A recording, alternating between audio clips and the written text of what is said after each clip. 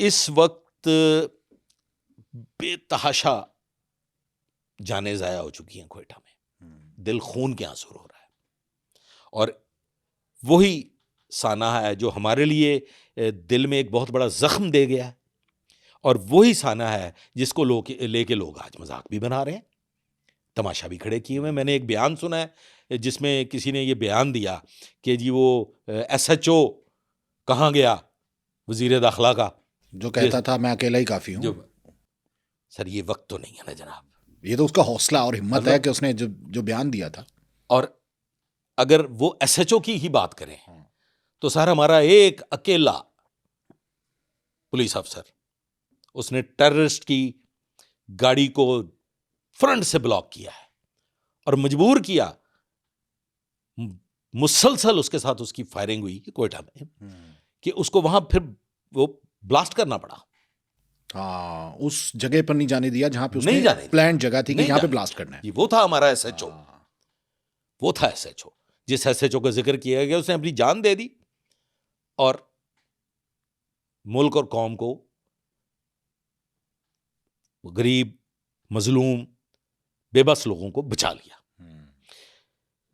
अब sir high court वाले वाकई की तरफ आ जाते हैं। देखिए, सिक्योरिटी एजेंसीज, इंटेलिजेंस एजेंसीज की आपके पास रिपोर्टें होती हैं। कुछ लोग कहते हैं जी किधर गई सिक्योरिटी एजेंसीज, किधर गई इंटेलिजेंस एजेंसीज, कैसे ये हो गया, क्यों हो गया। तो इसकी मैं मिसाल आपको पेश कर देता हूं।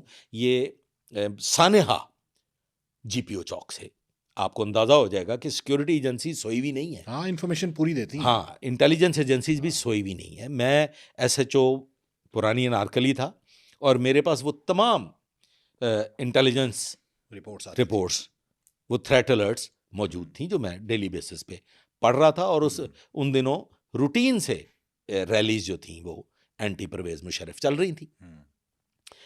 अब एंटी परवेज मुशर्रफ रैली का दिन है और एक दिन पहले मेरे पास इंतहाई सख्त किस्म की थ्रेट अलर्ट मैंने, ठीक है, रात में रिपोर्ट आ जाती है। रिपोर्ट आ जाए, वो DSP के पास और ये कौन सा सन था? 2008? ये सर 2008 की बात 2008, ठीक है।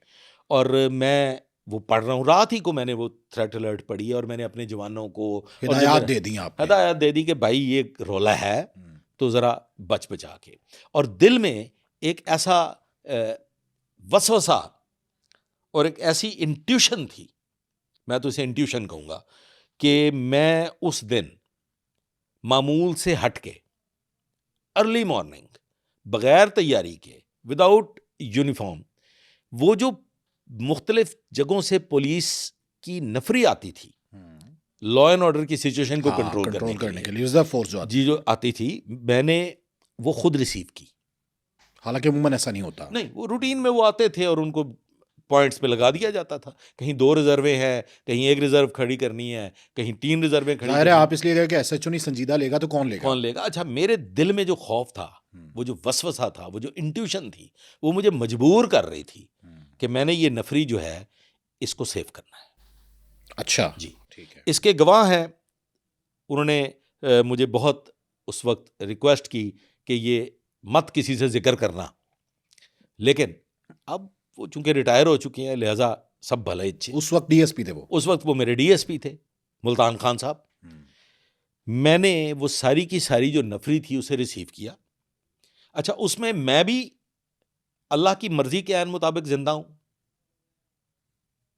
ख्वाहिश तो हर मुजाहिद की, सिपाही की यही होती है कि वो शहीद हो, लेकिन पुलिस वाले घर से शहीद होने के लिए नहीं निकलते।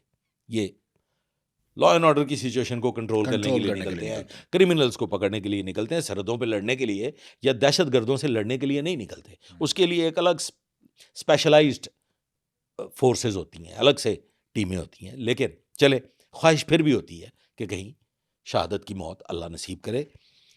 मैं वहाँ सुबह अर्ली मॉर्निंग गया, वो सारी नफरी मैंने रिसीव की।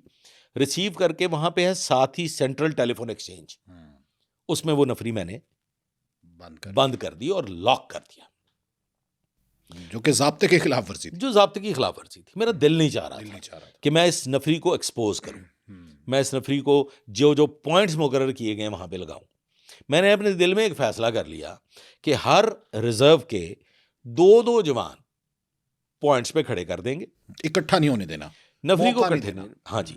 और अगर बहुत ज़रूरत पड़ेगी तो 15-15 फुट के फासले पे 2-2 जवान लगा देंगे और पूरे एरिया को कॉर्डन ऑफ कर लेंगे। बिल्कुल रिजर्व्स पॉइंट्स पे नहीं लगानी। ठीक है। जबकि होता ये था कि 2 रिजर्व्स हाई कोर्ट चौक में, जीपीओ चौक में, हाई कोर्ट के मेन गेट के सामने होती थी, एक रिजर्व उसके राइट साइड पे होती थी, और इसी तरह से आगे जीपीओ वाली साइड पे, और फिर उससे आगे वो ऐवान अदल तक वो सारा ठीक है। एक रूट मैप, वो सब आगे फिर सिविल लाइंस का एरिया शुरू होता है ई प्लोमर चौक से आगे, और वो चेरिंग क्रॉस तक। ये एक पूरा प्लान सिक्योरिटी की जानिब से जारी होता था, उसके मुताबिक वो नफरी लगाई जाती थी, लेकिन मैंने नहीं लगाई, क्योंकि खिलाफ वर्जी आपने की। दिल में खदशा था, दिल में कि कुछ खदशा हो था जाएगा जी, इन्हें। बिल्कुल खदशा था। मैं नफरी को बंद करके चला गया यूनिफॉर्म पहनने के लिए, तैयारी के लिए, अपने टाइम के मुताबिक ड्यूटी पे पहुंचने के लिए, कि इस असना में मुल्तान खान साहब घर से तैयार होके डीएसपी साहब पहुंच गए, क्योंकि ज़ाहिर थ्रेट अलर्ट तो उनको भी मौसूल हुआ था, लेकिन वो थ्रेट के हवाले से नहीं, वो अपनी डिसिप्लिन ठीक है, कायम रखने के लिए। हाँ, एक दौरा उन्होंने कार्रवाई डाली। बाबर, अफसरा तो मार नहीं खानी। ठीक है जनाब। अब मुल्तान खान साहब तशरीफ ले आए जीपीओ चौक, ठीक है, और आके उन्होंने शोर मचाना शुरू कर दिया, डीएसपी मुल्तान खान, डीएसपी साहब ने, और मुझे वायरलेस पे कॉल शुरू कर दी उन्होंने। नफरी नहीं पहुंची, नफरी नहीं पहुंची, नफरी नहीं पहुंची, कित्थे है एसएचओ।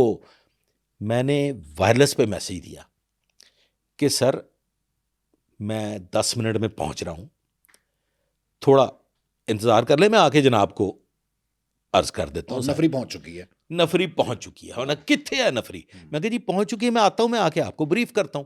सर मैं यूनिफॉर्म टका के मैं वहां पहुंच जाता हूं। खान साहब मुझे कहते हैं कि जी नफरी। मैं कहा खान साहब मेरा दिल डर रहा है, 2-2 जवान 15-15 फुट के फासले पे लगा देते हैं, कोई मसला नहीं, कुछ नहीं होगा। अगर कोई लॉ एंड ऑर्डर की सिचुएशन होगी तो वो सामने सीटीएच है जनाब, उसके अंदर नफरी मैंने बंद की हुई है, गेट को ताला लगाया हुआ है, सर वो 1 मिनट में बाहर ले आएंगे। खान साहब ने एक जुमला कहा, उन्होंने कहा तू मैनू चीमा साहब तो मरवाना है।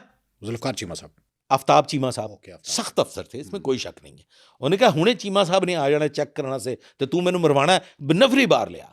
मैंने बात दिले नाखास्ता, ये ओपन बात कर रहा हूं, ऑर्डर समझ के, ऑर्डर समझ के, बात दिले नाखास्ता दिल पे हाथ रख के मैंने वो नफरी बाहर बुला ली, और वो पॉइंट्स मैंने लगा दिए। विद इन 5-10 मिनट्स वो लग गए। अच्छा, अब यहां पे मेरी जिंदगी अल्लाह ने लिखी हुई थी, मुल्तान खान की भी जिंदगी अल्लाह ने लिखी हुई थी, और जो उस वक्त का एसपी था मोहम्मद हसन यूनुस, जो आजकल सेफ सिटी अथॉरिटी का चीफ है, उसकी भी जिंदगी अल्लाह ने लिखी हुई थी। वरना एन उस वक्त जिस वक्त ये ब्लास्ट हो रहा है, उस वक्त मोहम्मद हसन यूनुस, मैं और मुल्तान खान तीनों वो जो रिजर्व्स थी, दोनों उनके सामने खड़े होने थे रिसीव करने के लिए लॉयर्स की रैली को। मैं उस नफरी को ब्रीफ कर रहा हूं। काशिफ हैं हमारे डीएसपी हैं, वो उनके बेचारे की आंख भी बड़ी बुरी तरह से इसमें जख्मी हो गई, और फरूक अवान थे, और इस तरह से बेशुमार पुलिस ऑफिसर्स थे, वो अपने अपने पॉइंट पे मौजूद थे। मैंने उस नफरी को ब्रीफ किया, गनर्स खड़े किए, राइट लेफ्ट, सामने बैरियर्स लगवाए, और उनको मैं बता रहा हूँ कि ऐसे होगा, ऐसे होगा, ऐसे होगा। नए आते हैं जवान, कुछ जो जिस पॉइंट पे वो खड़े हैं उस पॉइंट की निस्बत उन्हें प्रॉपरली आपने बताना होता है कि इस पॉइंट पे क्या होना है और हम क्या कर सकते हैं, हमें क्या करना होगा।